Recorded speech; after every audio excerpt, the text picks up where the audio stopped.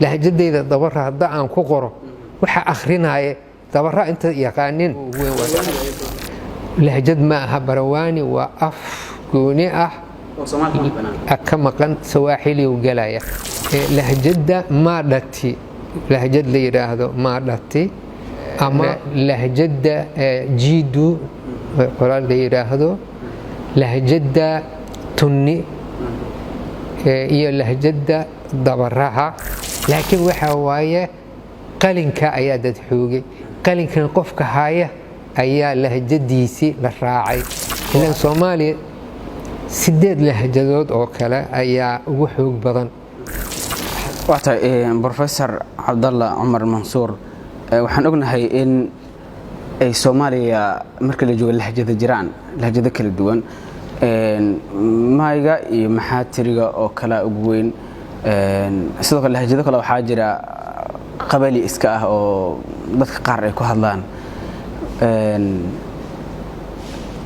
ma jiraan lahjado u baahan oo qabaylada kale ee Soomaaliya ay ku hadlaan oo u baahan in loo tixgeliyo sida maayga iyo maxaatiriga horta af walba lahjadu leeyahay adduunka afan lahjada lahayn af carbeed xataa ka soo qaad midka Masar looga hadla iyo midka Maghrib looga hadla iyo Suuriyaanka iyo Yemen midka looga hadla iyo Sacuudiga isku mid ma aha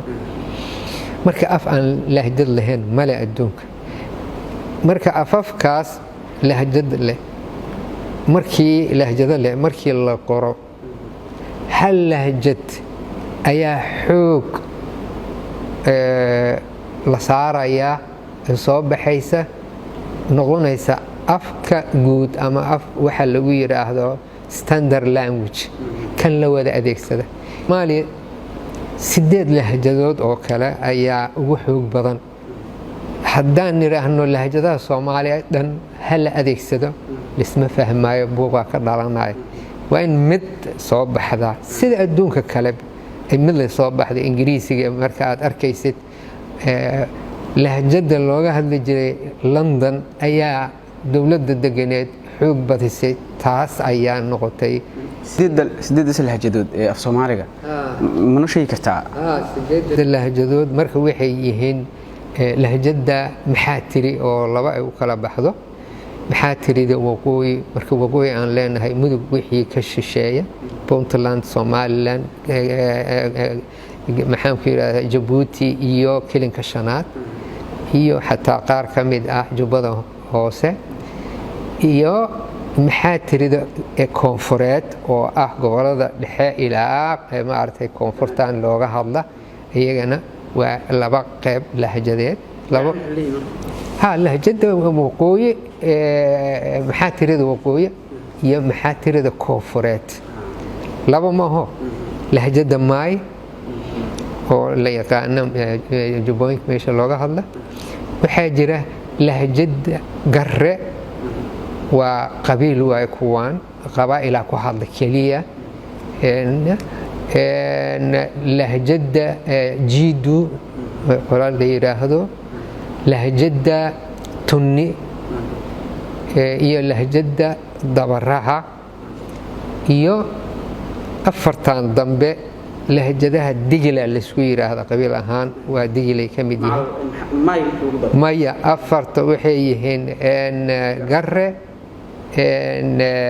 jiidu tunni dabare afartan waxa la yiraahdaa lahjadaha digil ayaa la isku yiraahdaa waa lahjado kala duwan waay laakiin sida abtirsi ahaan digil ay yihiin afartan waxa sideedeeya lahjada maadhati lahjad la yiraahdo maadhati ama lahjada ashraaf loo yaqiinay oo looga hadla maartay magaalada Marka Shingaanina waa looga hadli jiray wali waa looga hadlaa waa ayadan lahjad gooni ah marka 8 lahjadood oo haddaan soo koobo aan ku yiraahdo maxaatirida waqooyi maxaatirida koonfureed maay jiidu garre tunni dabare maadhati intaan marka waa lahjadaha looga hadlo ugu weyn kuwa yar yar kale waa jira laakiin kuwa ugu weyn waa lahjad ma aha barawaani waa af gooni ah ka maqan sawaaxili uu galaya isaga iyo mashunguli maartay mid isagana looga hadlayo jilib meelahaas af Soomaali kama tirsana waa meel koobana looga hadlaa marka waxa xoog badiyay markii farta Soomaali la qoray lama dhihin hal la qaato lahjadaas laakiin waxa xoog badiyay lahjada waqooyi ayaa xoog badiyay sababtoo ah waxay tahay dadkaas qoraalkooda badnaa oo suugaantooda badneedoo la aruuriyay maxaan ku yiraahdaa manaahijta buugaagta qori jiray dadkaas ay u badnaayeen iyagaana maartay sheekooyinka qori jiray faafiyay tii ayaa dadkii ku wada daydeen cidna ma dhihin kan le hala raacay waqtigii la qoray anigu waa joogay marna siyaad bar ma dhihin afkaas ama lahjada hala qoro meel ku taalana mala laakiin waxa waaye qalinka ayaa dad xoogay qalinkan qofka haya ayaa lahjadiisi la raacay oo hadda waxaad arkaysaa dhinaca hadda koonfureed waxaad arkaysaa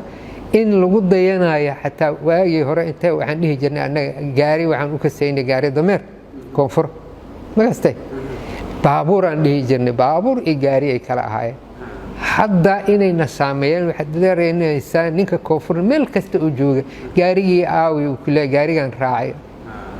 taas keliya ayaa kugu filan in saameynta la qaato yaa ku khasbay adi inaad tiraaha gaari baabuur ma dhahdid baabuur waa meesha waa ka bixi raba magaratay marka waxa waaye marmar waxa jira waa ku saameynaya qofka aad adigu u bogtid lahjadiisa tusaale waxaan ku tusayaa talyaaniga lahjado badan oo saa u lahaa markii farta la qoray qola waxa jira nin ayaa buug qoray oo buug jaceyl ah oo buug weyn ah ayuu wuxuu ku qoray lahjadiisa si qurux badan oo qoray tiya dadka wada jeclaadeen buugya la akhristay cidna ma dhahin ninkaas lahjadiisi ayaa Itaaliya maanta la adeegsadaa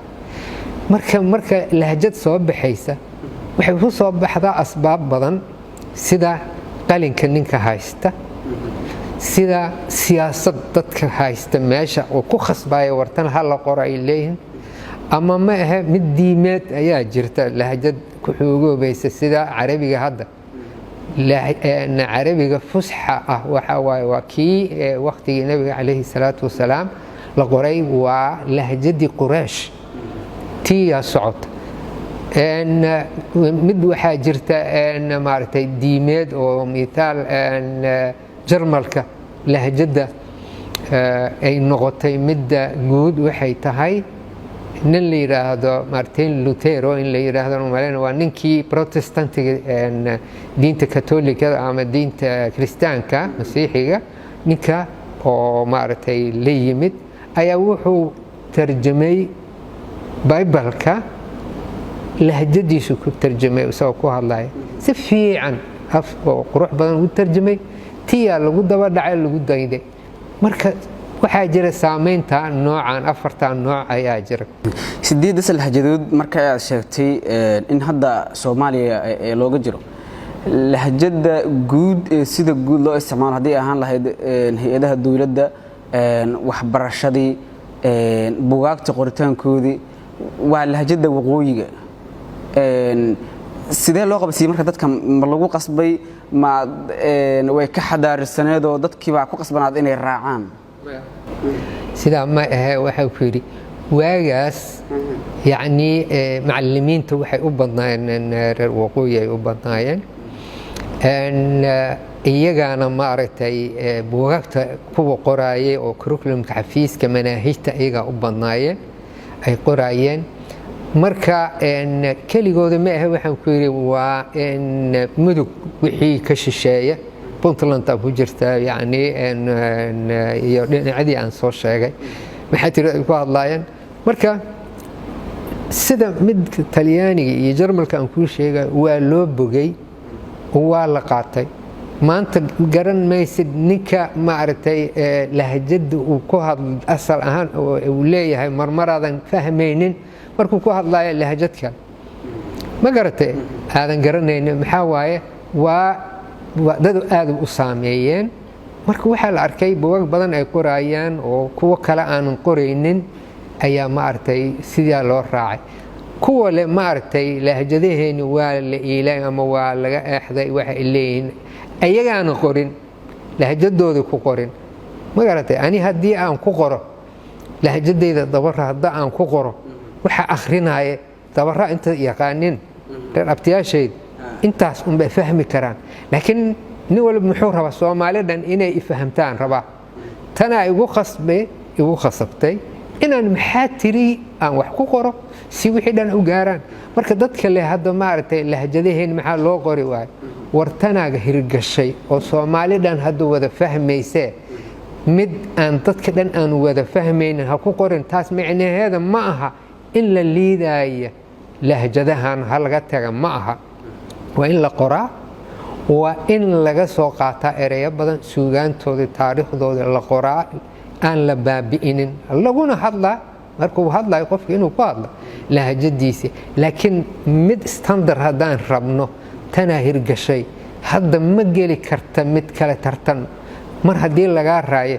balooni la ciyaarayo lagaa raayo adi oohin maxay kuu taraysaa